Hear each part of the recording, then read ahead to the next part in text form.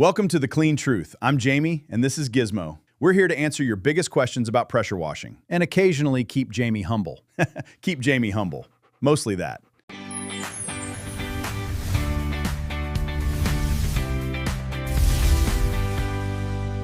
Today's homeowner question comes from John in Cherry Hill. He asks, what's the difference between pressure washing and soft washing?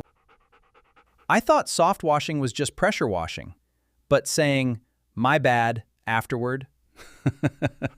Here's where a lot of homeowners get confused. Pressure washing uses pressure for hard surfaces like concrete, but when we're cleaning your siding or roof, blasting it with high pressure isn't the answer. Soft washing is the right choice.